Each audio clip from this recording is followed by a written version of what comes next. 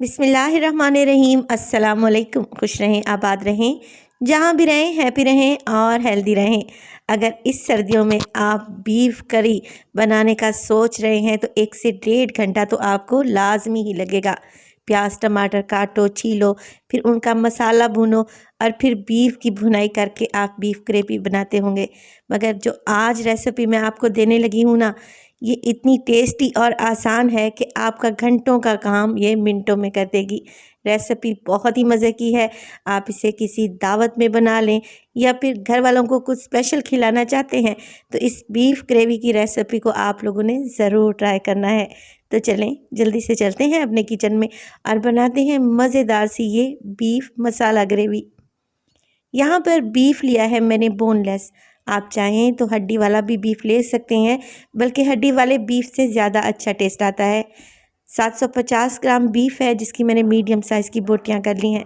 अब इसमें डालेंगे 1 गिलास के करीब पानी और 2 बड़े साइज़ के प्याज हैं जिन्हें बिल्कुल बारीक से स्लाइस करके डाल देना है। 4 से 5 टमाटर हैं, मोटे टुकड़ों में काट कर शामिल कर दें। इसके अलावा इसमें डालूंगी मैं हाफ़ टी स्पून नमक और हाफ़ टी स्पून ही इसमें हल्दी शामिल करेंगे। बस जी, इसी स्टेज पर यही मसाले डलेंगे बीफ में। आप लोगों ने क्या करना है, फ्लेम को मीडियम टू लो कर लें और मसालों को अच्छे तरीके से बीफ में मिक्स करें। अब अगर आप लोग प्रेशर कुकर का इस्तेमाल कर रहे हैं तो फिर और अच्छी बात है, ये रेसिपी और भी जल्दी बन जाएगी। मैं यहाँ पर 30 से 35 मिनट के लिए बीफ को पकने के लिए छोड़ दूँगी। बोनलेस पीसेस हैं, जल्दी से पक जाएंगे। तकरीबन आधे घंटे के बाद मैं बीफ को चेक करने लगी हूँ। यहाँ पे देखें पानी तकरीबन ड्राई होने लगा है और बीफ को चेक कर लेते हैं। बीफ अच्छे तरीके से गला हुआ सॉफ्ट होना चाहिए, तभी आपको ये रेसिपी खाने में टेस्टी लगेगी। तो गोश्त अच्छे तरीके से गल चुका है, मगर आप लोग देख रहे हैं अभी भी इसमें पानी मौजूद है। बस जी, फ्लेम को हाई करूँगी और इस पानी को ड्राई कर लूँगी। 4 से 5 मिनट ही लगेंगे। जैसे ही ये पानी ड्राई हो जाएगा, अब हम मज़ीद इस रेसिपी पे काम शुरू करते हैं। तो मैं डाल दूँगी इसमें अदरक और लहसुन का फ्रेश कूटा हुआ पेस्ट। तो आप लोगों ने कोशिश करनी है अदरक लहसुन फ्रेश ही डालें। 1 टेबलस्पून। 4 से 5 हरी मिर्चें लें और इन्हें भी बारीक काट कर डाल दें। और अब बीफ में मैं डालूँगी घी। घी से बड़ा ही ज़बरदस्त टेस्ट आएगा। आप लोग घी अवॉइड करें तो फिर आप ऑयल भी डाल सकते हैं। तकरीबन आधा कप ऑयल आप लोगों ने शामिल कर देना है। अब देखें यहाँ पर अदरक लहसुन के पेस्ट के साथ ही मैंने हरी मिर्चें डाल दी हैं। जो हरी मिर्चों का टेस्ट आएगा ना ग्रेवी में, इंशाअल्लाह ताला बहुत ही ज़बरदस्त आएगा। अदरक लहसुन को भूनें इतना कि इसमें से अच्छी सी खुशबू आने लगे और कच्चापन दूर हो जाए। तब आप इसमें शामिल करें 1 टीस्पून कश्मीरी लाल मिर्च का पाउडर। 1 टीस्पून ही मैं इसमें काली मिर्च शामिल करूँगी पिसी हुई। और ये है मेरे पास ज़ीरा पाउडर तकरीबन हाफ़ टी स्पून। 1 टेबलस्पून मैं इसमें धनिया पाउडर भी शामिल कर दूंगी और फिर मसालों को अच्छे तरीके से मिक्स कर लेंगे, क्योंकि मसालों का कच्चापन भी है तो हमने दूर करना है।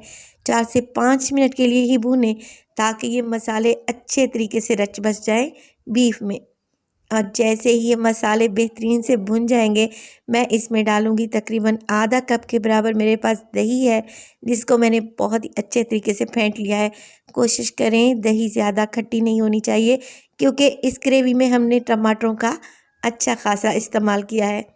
आधा कप दही डालें और फिर आप लोगों ने फ़ौरन से चम्मच से इस तरीके से मिक्सिंग करनी है, क्योंकि बाज़ औक़ात क्या होता है, दही में गुठलियाँ सी बन जाती हैं, जिससे ग्रेवी का वो टेक्सचर नहीं आता जो कि हमें चाहिए होता है।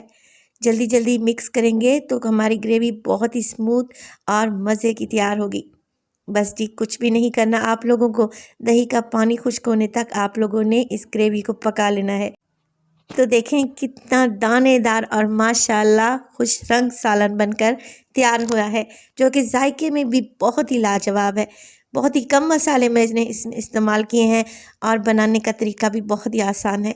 आखिर में आप इसमें डालें साबित हरी मिर्चें, धनिया और बारीक कटा हुआ अदरक और गर्मा गर्म इस बीफ ग्रेवी को सर्व करें रोटी चपाती या फिर नान के साथ।